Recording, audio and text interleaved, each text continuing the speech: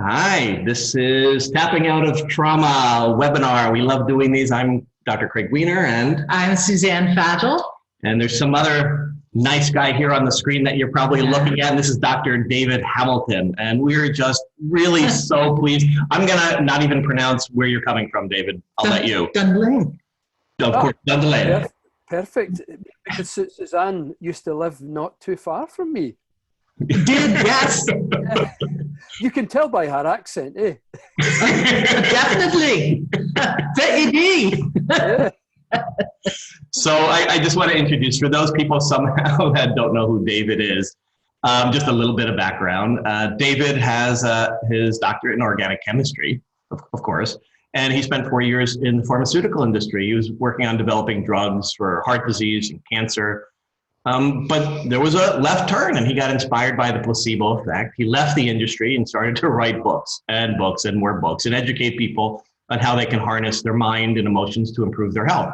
So now he's got 10 books written, including Amazon best-selling audiobook, I Heart Me Plus, The Little Book of Kindness, How Your Mind Can Heal Your Body, The 5 Side Effects of Kindness. Lots of kindness in there, which will be a theme. He's the kindness czar of Psychology's magazine in the UK. He writes the Kindness Conversation and the Kindness Project. There's a lot of kindness in here. And he was also featured in the award-winning documentary Heal. He appears a lot in media. I've had the opportunity to co-present with him at Mind Heart Connect in the Gold Coast of Australia. He lectures around the world, and it's just a joy and honor to welcome him to be our guest for the Snapping Out of Trauma webinar. So welcome, David. Well, thank you so much. That was such a nice, lovely introduction. So thanks for your kind words. I didn't recognize myself there. It always sounds strange when someone else is describing you. It always makes me sound more interesting than I actually am. Well, I think you are. And I will never forget literally being in tears listening to some of your stories at a conference on stage. And since I had to follow you, I was just so overwhelmed by needing to follow you after such a great presentation. So anyway, you're a joy. I love spending time with you. And today we're going to be talking about something called heart-centered resiliency, heart-centered resiliency for overcoming adversity. And I'm going to let Suzanne start a little bit of kind of setting the tone for what we wanted to achieve with today. Right. So in previous webinars that we've done and in our course, Tapping Out of Trauma, we focus on working with trauma, but we focus pretty much on the first two stages of working with trauma, which is establishing safety and then actually working through the trauma story. But we seldom have a chance to talk about the third part, which is once you've actually started to deal with the trauma and you've learned some strategies for coping, you move into a phase called resiliency. And in that phase, it's about going back out into the world and finding a way to keep yourself stable when hard emotions come up. And you've learned a lot in working with the trauma, but this is a really important phase as well. And that's why we wanted to interview David, because this is his arena. Yeah, and we haven't really discussed this part in any of these webinars. No, we haven't. So that having been said, David, we would like to begin with allowing our viewers to know a little bit more about you as a pioneer in the mind-body field of healing.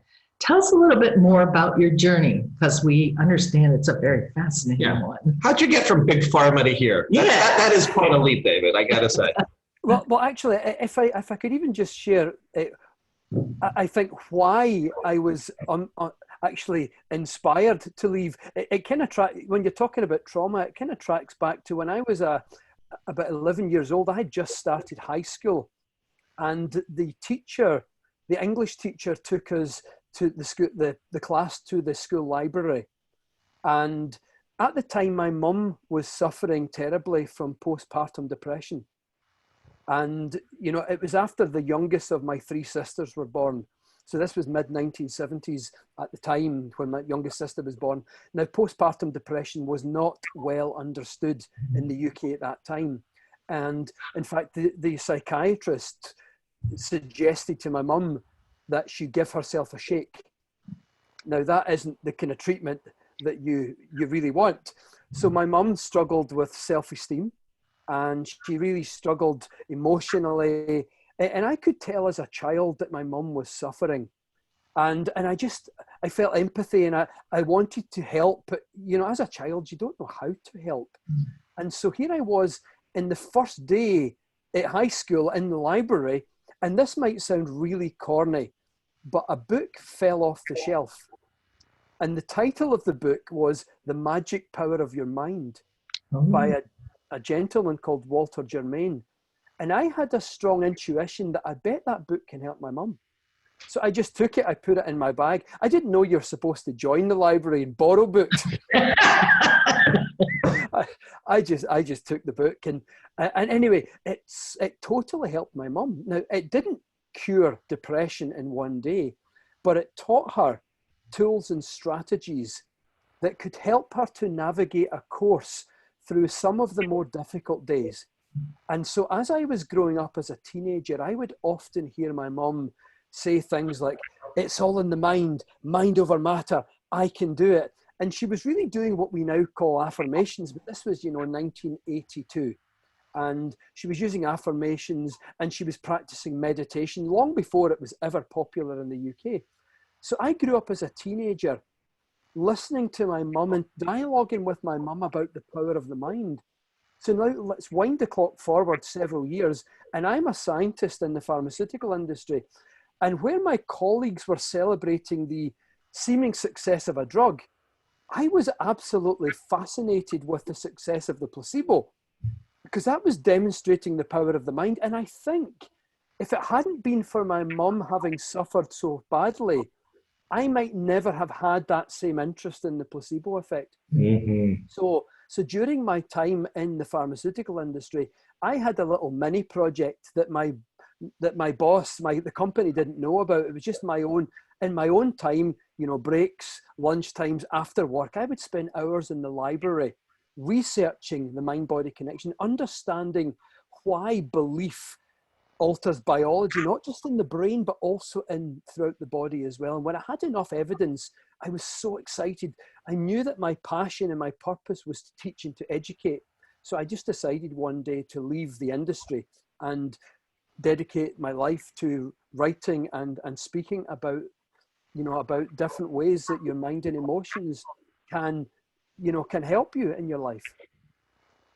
That's great. I love that thread from the childhood book falling to professional skill set development direction. That's really beautiful. It's funny how things happen sometimes. Yes. Yeah. Funny is a good word, right? Or be, or direction, life purpose, or whatever. And I think many of us have had books fall off the shelves too. Mm-hmm. Yeah, in different ways, right?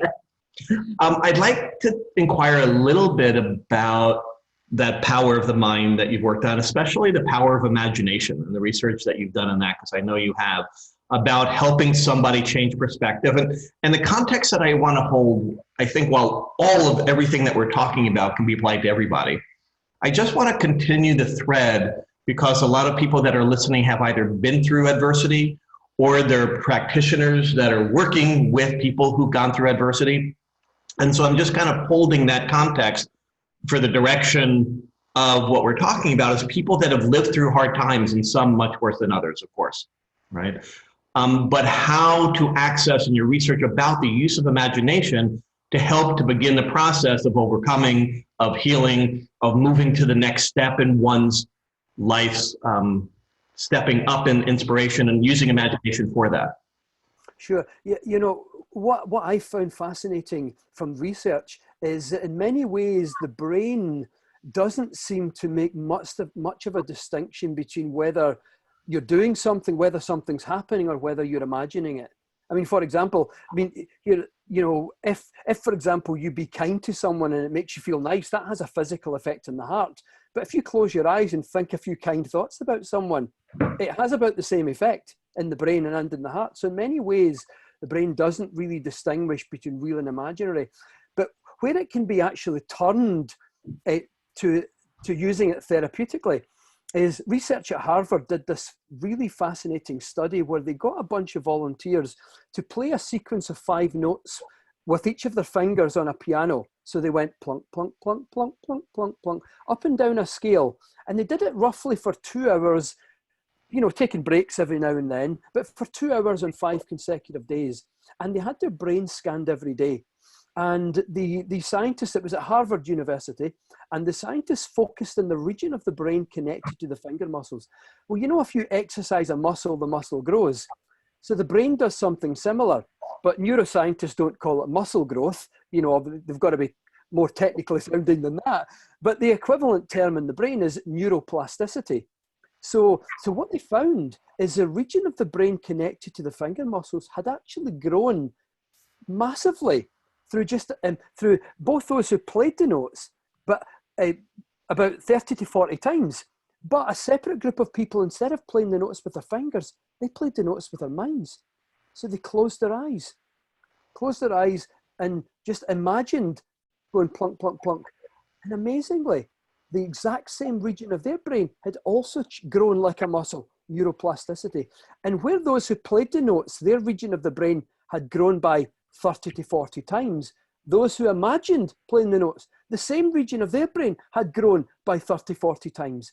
And if you held the two regions, the two scans, real people who played the notes, people who imagined playing the notes, side by side, you couldn't tell the difference.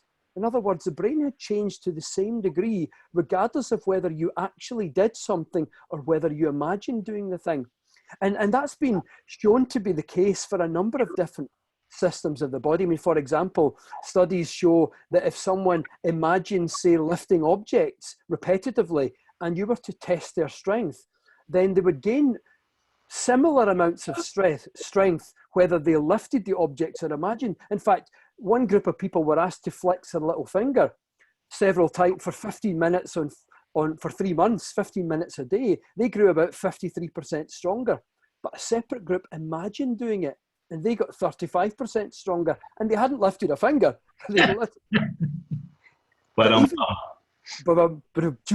But even people eating versus people imagine eating. Scientists got people to imagine eating a bunch of sweets or just imagine eating a small amount of sweets. And what they found is if you imagined eating a bunch of sweets, then it activated a region of the brain as if you actually had eaten the sweets. And what they found is it turned down appetite. And what they'd shown is imagining eating has a similar effect in the brain as actually eating.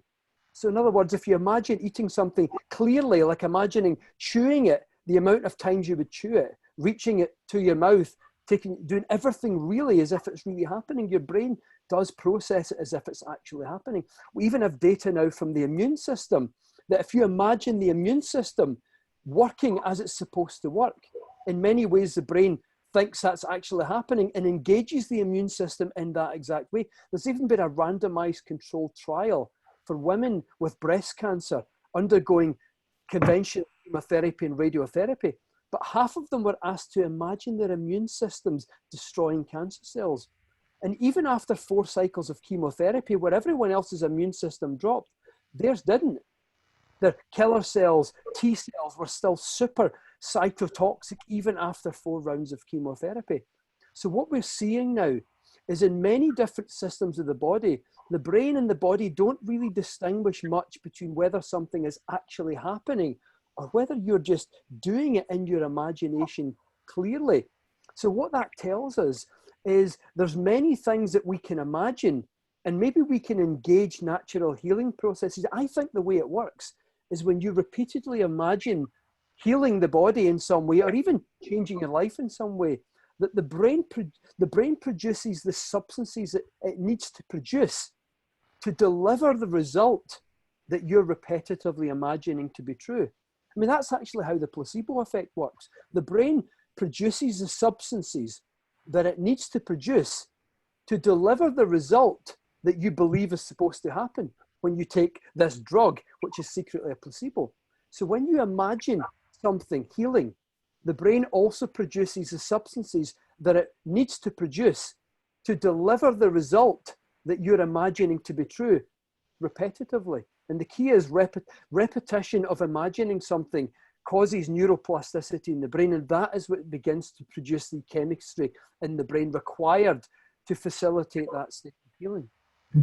We're going to end the interview today with different practices and tips, and I'd like to maybe explore the application of that and how you might use that. But I just would like to take a moment for those people that are looking to overcome adversity, just maybe some different applications, not necessarily the how-to, but for example, somebody that's been through, for example, you mentioned a traumatic or very difficult diagnosis, right? Maybe even a life-threatening, using the power of imagination for starting to allow the body to heal.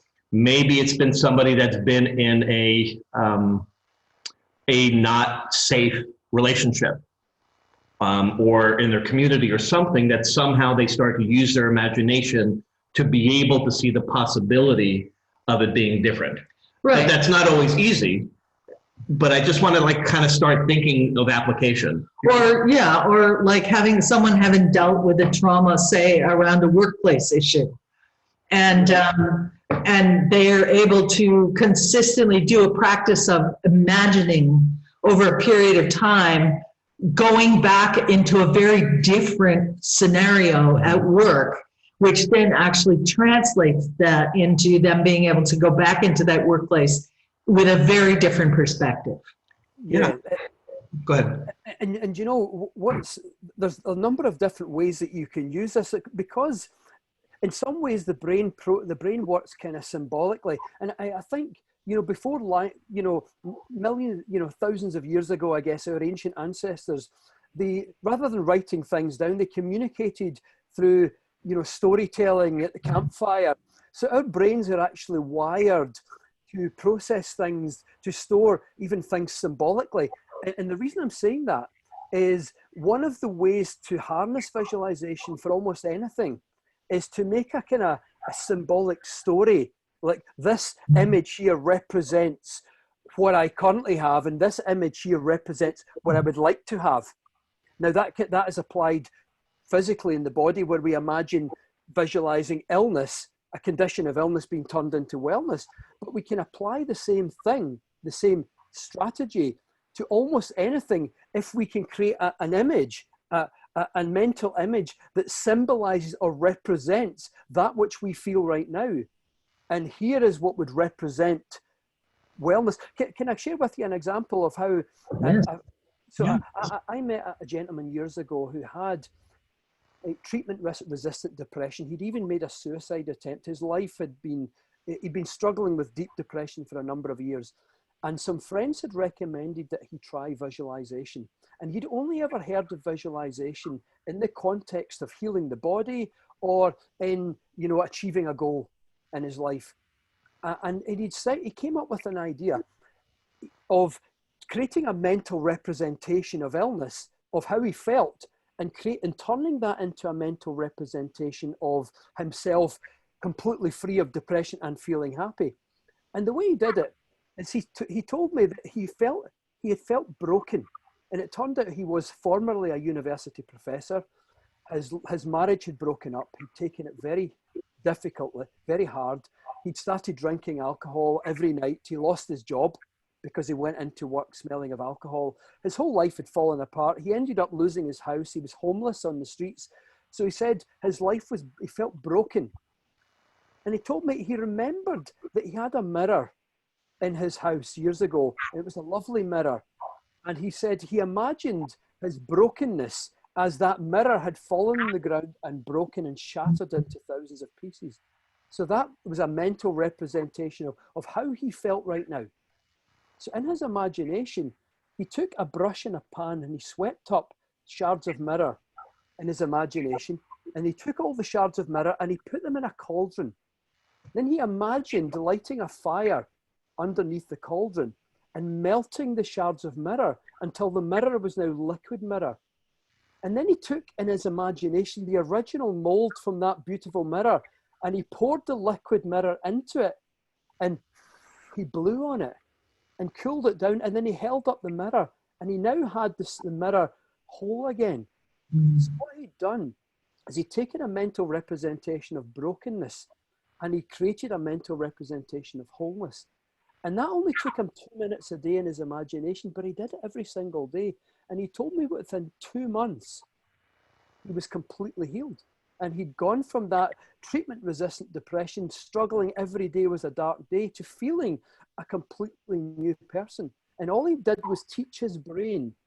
Illness changed into wellness, that is brokenness to wholeness, to creating this mental representation of brokenness and turning it into a mental representation of wholeness.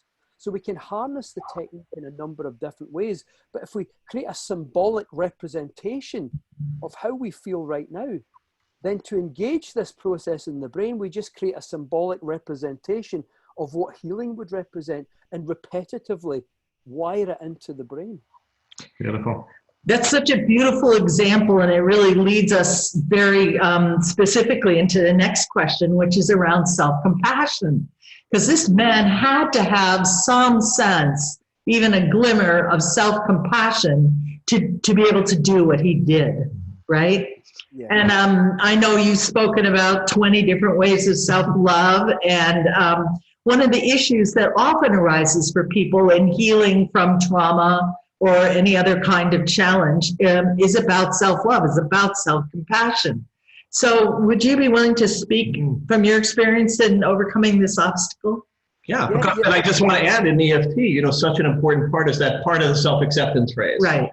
Even though I'm depressed about that, I still accept myself, and those people that have gone through a lot of trauma, to be able to even say I accept myself is a huge leap and may not be ready to. So this is a big, great question. I'd love to hear. Yeah, well, I personally had struggled with my self-esteem for a number of years. And it's funny because one of my books is I Heart Me. And I wrote that book because I was going through struggles with my self-esteem. And the book really reflected my journey at that time, learning how to have self-compassion and how to love myself. And I could share with you the two things that were life-changing for me. Great. The first one was actually using my body, recognizing that the brain, how you feel in your body are completely connected. And for example, when you feel happy, you smile.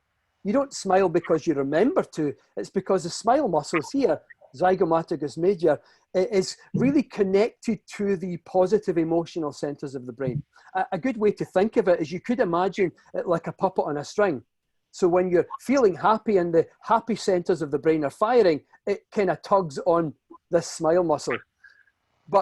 And similarly, if you feel stressed, you tense, but you don't remember to tense. It's a reflex reaction because the stress muscles are connected to these stress centers of the brain. But it's a two-way street. It goes both ways. So what you do with the body feeds back into the brain and can generate a feeling that you wish to feel. So I'd learned of some of this research, and I'd learned about the research at Harvard where they got volunteers to stand in a posture that says, I've got this, the power posture. And they timed people in a high power posture for 2 minutes alongside people in a low power, fearful posture for 2 minutes. And what they found by just standing in a high power posture actually significantly reduced the levels of stress hormones by about 25% and elevated levels of hormones associated with self-belief and self-confidence. I thought that was amazing. So I started doing this every single day, but not just so that I could change how I felt in the moment, which is what that research shows, but if you continually change what you do with your body, like the Harvard research I talked about earlier, playing the piano or flexing the little finger, I figured that if I do this every day, but also consistently throughout the day, I make an adjustment to my posture, how I'm standing, how I walk, how I move, even if I'm standing in the queue to a coffee shop. Instead of looking on my phone, I would stand up straight, lengthen my spine and breathe and be acutely aware several times a day of how I'm holding and moving my body. I knew that not only would I change how I felt, but I would wire into the brain with almost surgical precision a sense of I've got this, and really a sense of what I define self-love as an inner sense of worthiness and value. So I did this relentlessly every day, and within about 2 months, how I felt about myself had completely changed.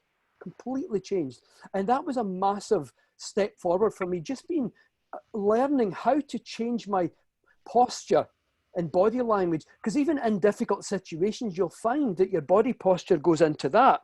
So as I trained myself to hold myself differently, then my posture would go into something differently. And so that was the first thing that was life-changing for me. But the second thing was, I guess, more about self-compassion and self-acceptance. It was, I lost my dog at the time when I was working with this. He was only 2 years old, and he had bone cancer. And we were given the diagnosis that he had bone cancer. There was nothing we could do. We tried everything. And I struggled to deal with the process of trying to save his life and feeling like I'm losing. And also when we did lose him, it was a very difficult experience and whole time for me.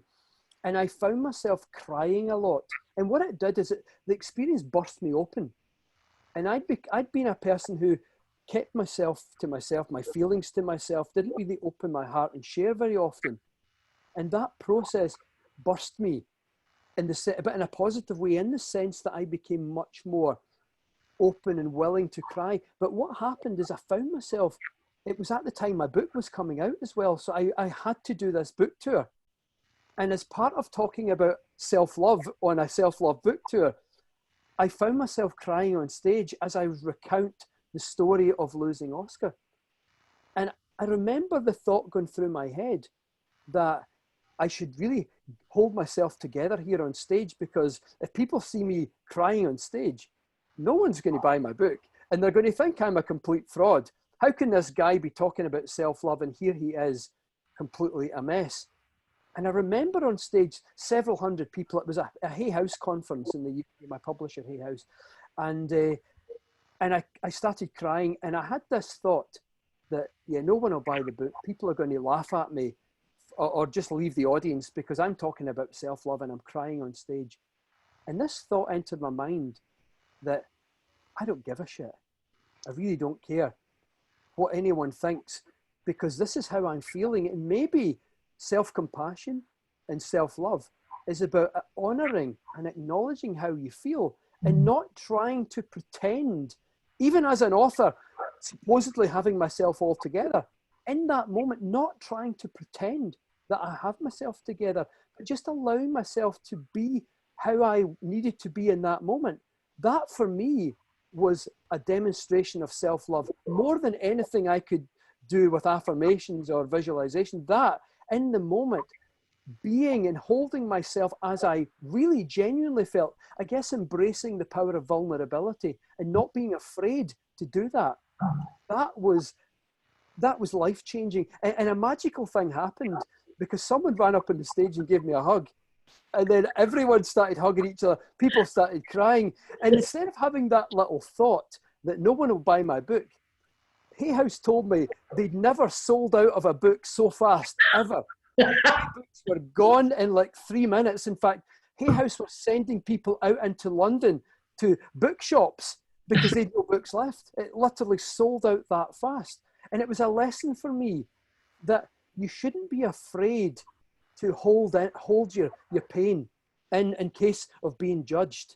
Because I was afraid of being judged. And in actual, I learned a powerful lesson that day and many similar days, that people don't want to judge you. They want to see you being honest and authentically yourself, because it helps them to feel it's okay for me to be honest and authentic. And if two people are being honest and authentic, then healing can take place. And I think having the willingness to go there, that is part of what self-compassion and self-love was. And I think I learned as much that day as anyone in the audience watching me. That's a great story. Thank you for sharing that. And it's so true too. I think a lot of people go through trauma, feel like they don't want anybody to see that, and so same thing, they don't want to make themselves vulnerable. And so thank you for that story. I'm hoping that people will hear that and respond. And it brings up that image of feeling like the broken mirror. Yes. Like if they really see me, they'll see how broken I am, and they won't want to be around me. Who wants to be around somebody that's that broken? Or right? So thank you for showing the flip side of that. And as we move into kind of that self-acceptance, self-esteem, self-love, I'm going to notch it even one notch higher. because I know that you're an advocate for, supporter of, and write about and speak a lot about this idea of happiness. And, you know, that scale from trauma to happiness can seem so far. But I think sometimes people have a picture of what it is exactly, and I can't have that. And so I would love for you to speak a little bit about not just what it is, but maybe the journey towards the struggles that one might work toward, or the incrementalness towards happiness. And maybe you could just speak a little bit about your experience with that. Yes, so I guess my writing on this and what I tend to teach about happiness is related to kindness. So that's been my whole approach, is generating or increasing happiness through kindness, through the experience of how being kind makes you feel. Because what a lot of research shows, I mean, if you look at, if I was to say to many people, what's the opposite of stress? Most people say, oh, it's peace or it's calm. But that's not the opposite of stress. That's the absence of stress. Physiologically speaking, the opposite of stress is kindness. It's the feelings, because it's the feelings of stress that generate the stress hormones like adrenaline and cortisol.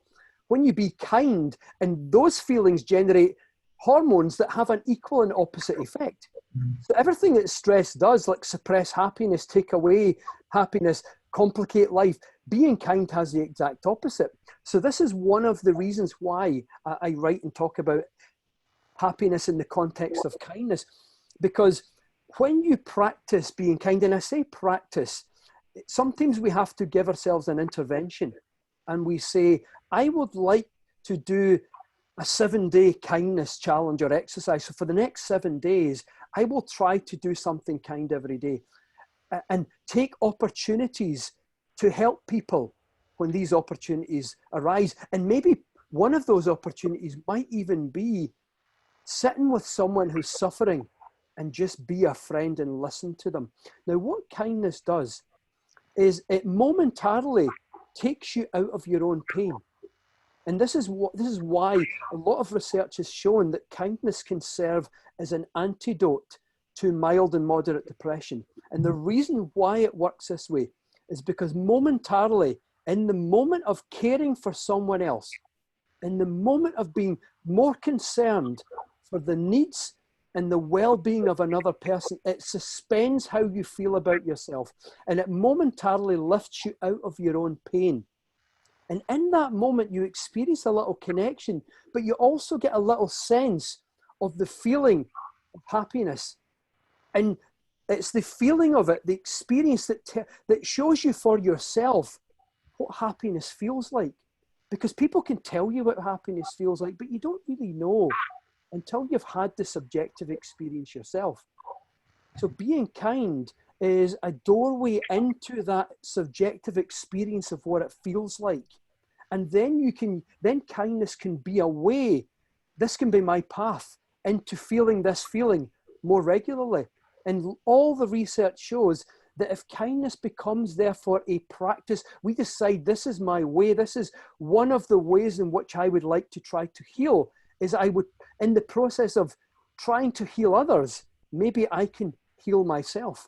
So in the process of helping others, I can in some way facilitate healing. So the more regularly you practice it, the more it takes you out of yourself, and the more you start to recognize that feeling of happiness on a more consistent basis. And then happiness begins to become something you can grasp hold of more consistently. So that's been my experience of it. Do you have an example of either you or somebody you've worked with or know about that has kind of struggled or worked in that process of developing a kindness practice?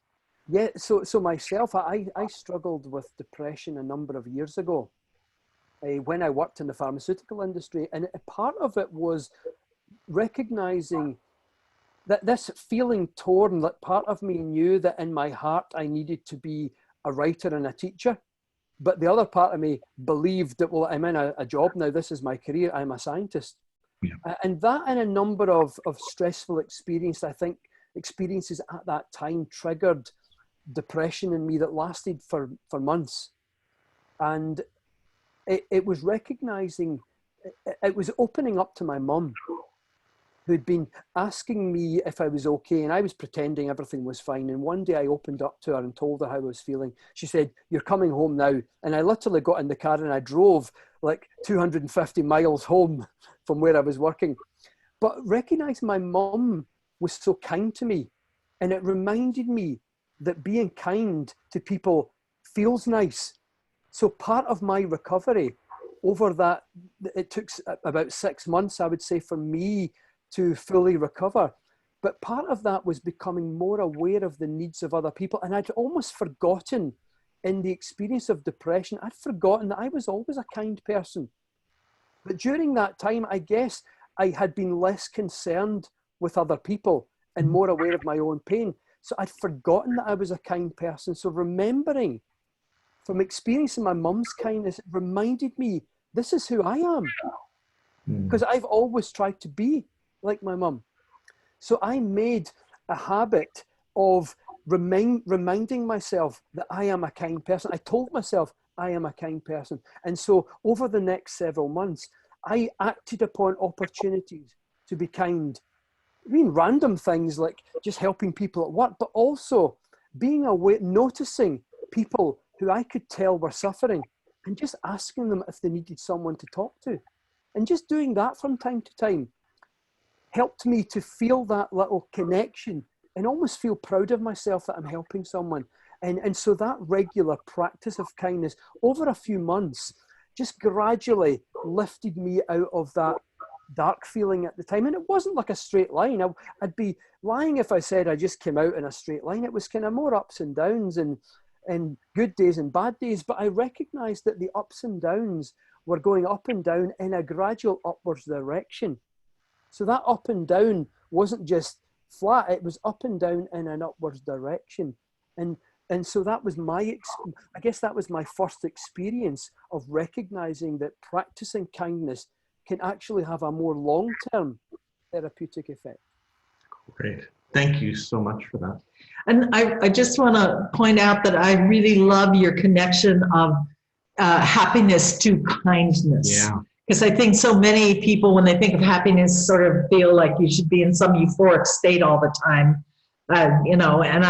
This is just such a different perspective on it. And it seems A, much more realistic, but B, much more connective, which is lovely. Yeah, oh, thank you so much. Yeah. I appreciate you say that. So one last thing that we'd like to speak with you about, two. Can you speak to a lot of what we do in the tapping world has to do with the importance of beliefs and changing beliefs. And in a way, everything we've been talking about today is around that. But is there anything that you would like to say specifically about the importance of beliefs? Yeah, well beliefs, working on beliefs is probably the exercise, it's probably the exercise I've done more with myself over the years, because I notice, and in fact everyone has this experience, I guess, that your beliefs condition your interpretation of life, and then they affect how you feel, and then it almost seems as if events in life kind of flow in harmony with what you believe. And I see almost a mirror between how the placebo effect works and how almost like the placebo effect extends into different aspects of our lives.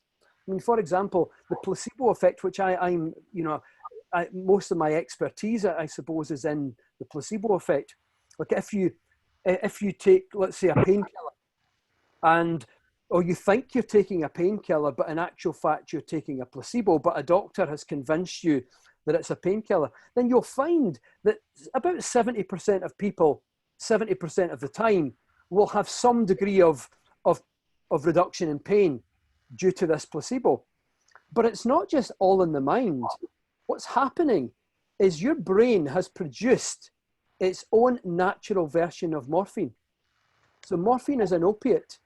Your brain has natural opiates called endogenous opiates, meaning they're endogenous to your own body.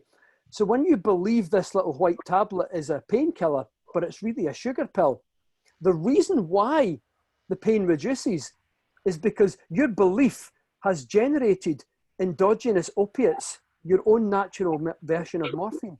And it's the opiates that has produced the pain-killing effect. It's not just some fancy belief. It's not some, some figment of the imagination that you just think the pain is going down. The pain is actually reducing because of the action of your own morphine. But your morphine has been produced because of what you believe.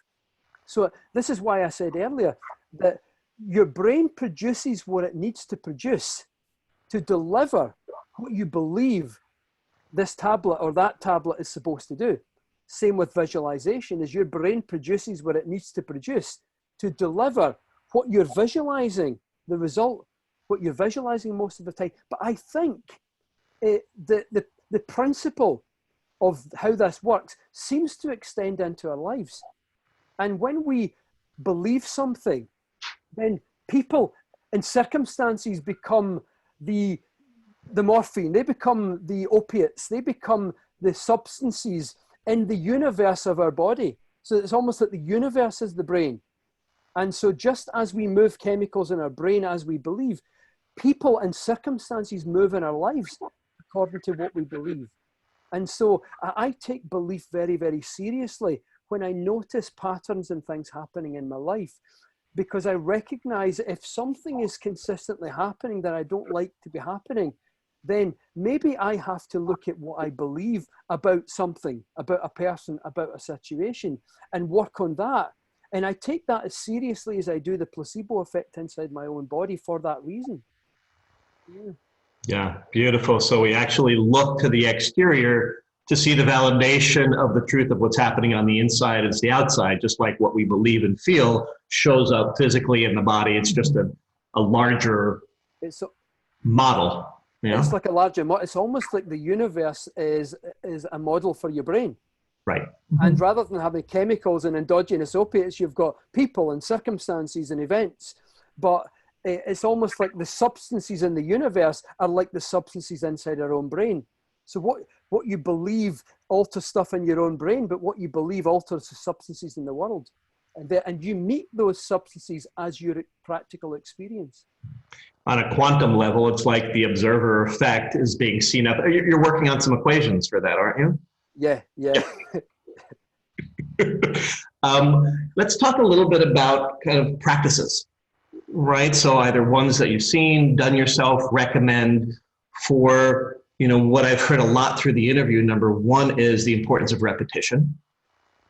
The ability to witness and observe something, to even know that something needs to change or you want to change, and then being able to see some degree of a bigger picture through practice. So I'm just wondering some of the things that you want to add. And I'm just saying, and also how do you keep motivation going? Yeah. So that people are like, okay, I'm going to do this practice for 30 days. It's like that's not easy for many people, especially if the graph doesn't go shooting up. Right. Yeah, well, one of the things I often say to people to get the motivation is pointing out that the brain changes through neuroplasticity, but it doesn't change after once or twice. It's like, if you want to become a good runner, you'll never get fit by going for a run once. You'll never become Olympic champion by going to the gym once. But if you're consistent with it, then the consistency builds the muscles, the consistency builds the fitness. So what I say to people is it's the same with trying to change patterns in our lives. We sometimes need to give the same attention and the same motivation to working on our inner work, on our spiritual work or our healing work, as we do to running 10 kilometers or 10 miles or to building muscles at the gym. So if you understand the principle is the same, it takes motivation and repetition. Sometimes thinking of it like building a muscle, I find gives people the motivation to keep doing the work because it's just like building a muscle. So the principle is the same. But in terms of a practice, there's a few things I do, and I mentioned this one earlier, a 7-day kindness challenge, because this has an advantage of building a habit, but also building a habit of a feeling. And I put 3 rules towards the 7-day kindness challenge. And the 3 rules are this: you must do something different each day. So you can't count the same thing twice. What I mean by that is, let's say you started on a Monday and you made someone a cup of tea, or you bought someone a cup of coffee on the Monday. then you can buy someone a cup of coffee on the Tuesday or Wednesday, but it doesn't count for you. It doesn't count as your kindness that day. You've already used it one day. So it has to be 7 different things. The second ground rule is at least once out of the 7 days, push yourself out of your comfort zone. Make one of your acts of kindness something that's not necessarily comfortable or easy for you, that you have to stretch yourself a little. Maybe it's something to do with being there for someone, or communicating for someone, or just doing something that maybe you feel a little bit self-conscious. It's like stretching your kindness muscle just a little bit further than you maybe normally would do, if you're able. And the third one is at least one of your acts of kindness during the 7 days has to be completely anonymous. So no one must ever know what you did. Or if people become aware of something that was done, no one gets to know that it was you who did the thing. And that takes, it almost makes the act purer, in the sense that we take any ego satisfaction, any need for recognition, we get used to that feeling of taking that completely out of the equation. So that's one of my favorite practices. I love that. Yeah, that's great. Yeah. The other practice is more using visualization, is taking this internal idea of illness and turning it into wellness. So I gave the example earlier of the broken mirror being made whole again, but we can use that for physical healing. We just create a symbol or a mental representation of the state of illness and turn it into a mental representation of wellness. I mean, it might be, for example, people with cancer undergoing treatment, they imagine their immune system's destroying cancer cells. So in their imagination, they imagine tumors getting smaller and smaller and smaller. People with arthritis imagine putting oil in their joints and the joint being able to move freely around in among a sandwich of thick oil. People with cardiovascular disease imagine cleaning their arteries and gathering all the debris in bin bags and throwing it out. So they clean things. So in other words, you can take a mental representation of illness and turn it into wellness. And the key is to repetitively do that on a consistent basis. So that's the other strategy that I find is really, really powerful.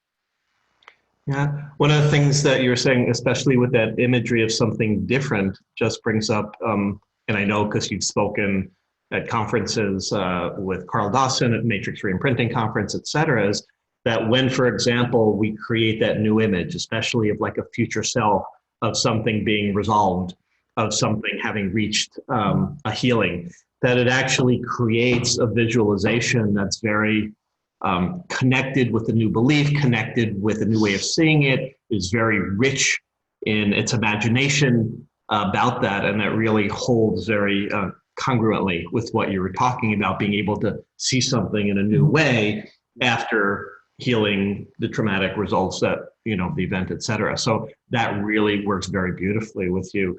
Have you had any experience? I'm just curious, because I don't know a lot with either EFT or matrix or tapping or anything like that personally, or witnessed that in applying what you do. And maybe not, I'm just curious. In terms of EFT tapping or anything? Yeah. In any way that you've either used or been touched by any forms of tapping, I'm just curious, a personal relationship at all, if you have. Well, I did a wee bit. The first time I'd actually done it properly was in Australia at the conference that we met. And it was amazing. It was really, it helped me to shift a mindset, a little belief that I had, a little, call it a little irritation. There's a lot of those going around. And it helped me to make peace with it. Beautiful. Very, very, very quickly. That was really my first experience of tapping. So a very positive experience. Good. I'm just curious. David, this has been just delightful. I always am delighted by either watching you, as so many people around the world do, and having the privilege and honor to spend time with you personally is just, special for me and for us. And so we just want to say thank you for taking the time out of your busy schedule and day and studies and writings to spend some time with us. So I just wanted two things. First is, if people want to find out more What's the best way to find out either about your books or social media or website? What would you like to offer? Well, my website is drdavidhamilton.com. So drdrdavidhamilton.com, and all my social media handles are on the website. I've also got lots of free articles, blogs on there, and I post on social media pretty much every day. So you can get my social media handles from there, from Okay. my website. Yeah. And all my books are listed on there also. Perfect. What are you working on now? I'm working on a new book for Hay House, and it comes out next May. And I'm basically taking subjects that people tend to be skeptical about, and I'm building a scientific framework around them and showing why they're true and how and why they actually work. And part of it, I'm talking about, I have to go into things that require an understanding, or at least accepting an idea that maybe consciousness is not locked up inside your head, but maybe your being, your true self is the whole universe. And so I have derived some field equations for that. You know, mathematics is one of my strengths. And so I've derived some field equations for consciousness. And they actually explain why we see particular things with prayer and distant healing, why we see particular effects where the effect is stronger in people who share an emotional bond. For example, when you can sense the emotional state sometimes of people at the other side of the world, if you're particularly emotionally bonded to them. But you cannot do that if you don't have an emotional connection. So my field equations actually show why that is the case. I'm obviously saying field equations, it sounds complex. One of my skills is to take complex things and make them astonishingly simple. My mum understands what these field equations say. So I have a chapter breaking it down and explaining in the context of some of these ideas of how everything is interconnected and how we impact people at a distance, and I've broken it down into these equations and why it is that way. So Hay House are very excited about the book because no one's ever done this before, and I'm very excited about it. But I've just got to deliver the book by September this year. Well, yes, there's that, right? But this sounds really wonderful.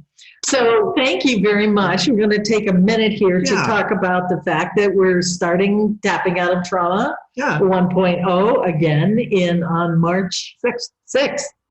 And if you're listening to this talk, there'll be a link that you can go to sign up if you are an EFT practitioner. Yeah, that's looking to have greater training skills. To be able to work with trauma.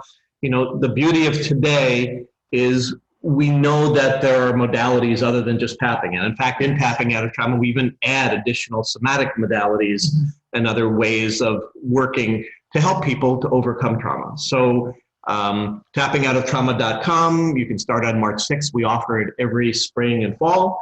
And this is just our way of also giving back to the community at large, of being able to offer insights into people that are doing fabulous work that are so important for the kind of healing for trauma from different viewpoints. Yes. And that's what we wanted to do with David today. So David, from across the world, through Zoom, through the ethers, we are connected. To consciousness. It's been a real pleasure chatting with you today. This didn't feel like an interview. It felt like a conversation that we were having. Good. Thank you. Really, really nice from my perspective. It was really delightful. Good, and gave you a break from field equation study. So yeah, my head's going to burst with it. So thank you. That's only one chapter. Okay. So we're going to say thank you. We're going to end and just thank everybody else that took the time to listen today. So have a beautiful rest of your day, David. Evening. Evening, right? Right. Bye-bye. Okay. Bye-bye. Cheerio.